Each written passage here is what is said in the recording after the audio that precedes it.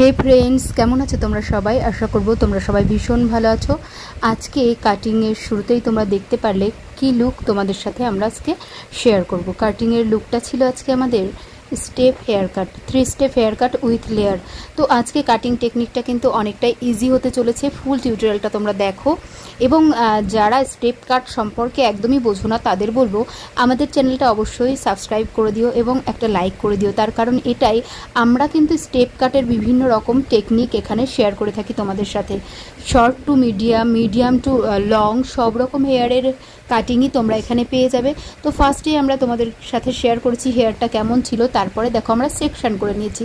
Section করার জন্য কি করেছি, ব্যাক সাইডে প্রোফাইল সেকশনটা পুরো নামিয়ে নিয়েছি গলা পর্যন্ত। তো তারপরে প্রোফাইল সেকশন কমপ্লিট করার পর ফ্রন্টে আমরা একটা বক্স সেকশন করেছিলাম। তো বক্স সেকশন থেকে আজকে কিন্তু আমরা কাটিং স্টার্ট করব। তার কারণ একটাই, আমরা ফ্রন্ট থেকে জিজ্ঞাসা করে নেব ক্লায়েন্টের ডিমান্ড ঠিক কতটা লং সে রাখবে ফ্রন্টে।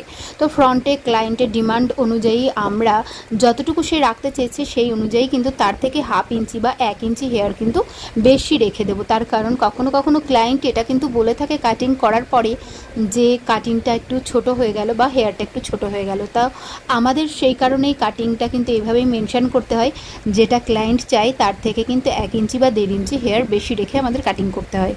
যদি সে পরে ছোট করতে চায় ফাইনাল কাটিংয়ের পরে, তবে কিন্তু অবশ্যই ছোট করে দেওয়া যেতে পারে।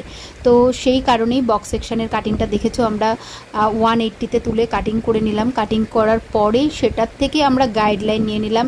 সিমিলার ওয়েতে আমরা সাইডে চলে গেছি, আবার সাইডে গিয়ে কিন্তু ওখান থেকে গাইডলাইন নিয়ে আমরা হেয়ার কাটিংটা করছি।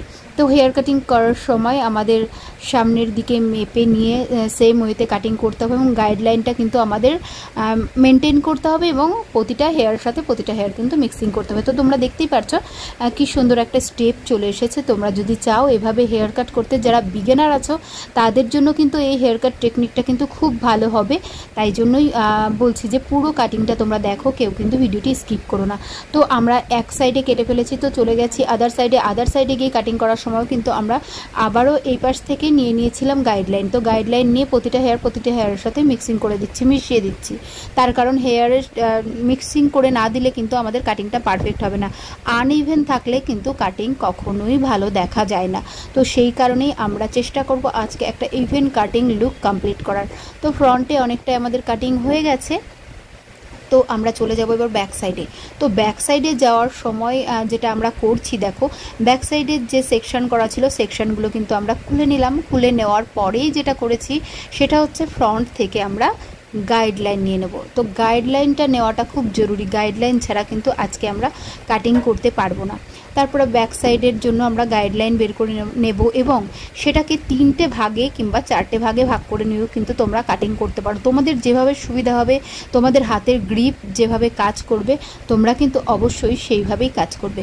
তো দেখে নাও তোমরা, আজকে আমি এখানে হেয়ারটার ভলিউমটা যেহেতু অনেকটাই বেশি, কটা সেকশানে কাজ করলাম সেটা কিন্তু তোমরা অবশ্যই জানিও।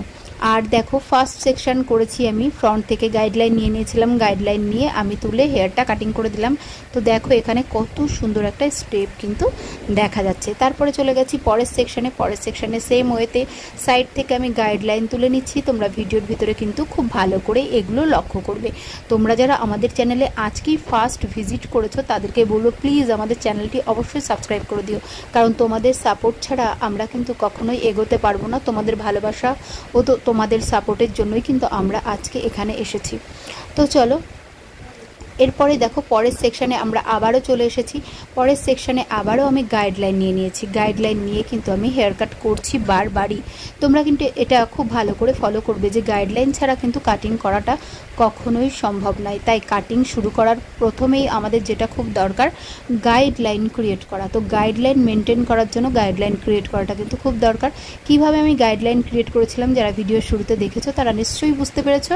আমি ফ্রন্টে শুনে নিয়েছিলাম আমার ক্লায়েন্টের ডিমান্ড কতটা আছে, কত কতটুকু সে হেয়ারটা রাখবে সেই অনুযায়ী আমি গাইডলাইন ক্রিয়েট করেছিলাম। তো এখানে আমাদের ব্যাক সাইডের কাটিংও প্রায় কমপ্লিট হয়ে গেছে। তো ব্যাক সাইডের কাটিং কমপ্লিট করার পরে তোমরা দেখবে যে লুকটা উইদাউট ব্লো ড্রাই ঠিক কেমন এসেছে। এবং যারা মিডিয়াম লেন্থ হেয়ার রাখতে ভালোবাসো তাদের জন্য কিন্তু এই হেয়ার কাটটা ভীষণ ভালো, এবং যাদের হেয়ার হালকা ওয়েভি রয়েছে তারা কিন্তু এই হেয়ার কাটটা নিশ্চিন্তেই করতে পারো। কিন্তু যাদের স্ট্রেট হেয়ার রয়েছে তারা কিন্তু এই হেয়ার কাটটা অতটা ফুটবে না, তবে যদি চাও তোমরা করতে পারো।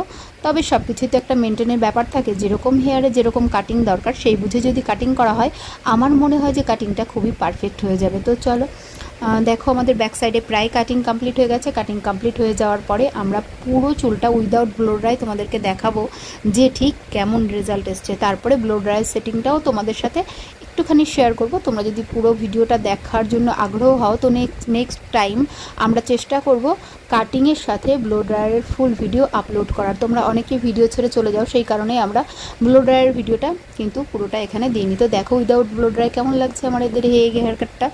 তো এরপরে আমরা ব্লো ড্রাই করে নিয়েছি, তারপরে চলে এসেছে তোমাদের সামনে ফাইনাল রেজাল্ট। কেমন লাগছে এই হেয়ার কাটটা তোমরা কিন্তু জানাতে একদম ভুলো না। তারপরে আমার ক্লায়েন্টের ফ্রন্ট লুকটা তোমাদের সাথে শেয়ার করছি, কেমন লাগছে তোমরা জানিও।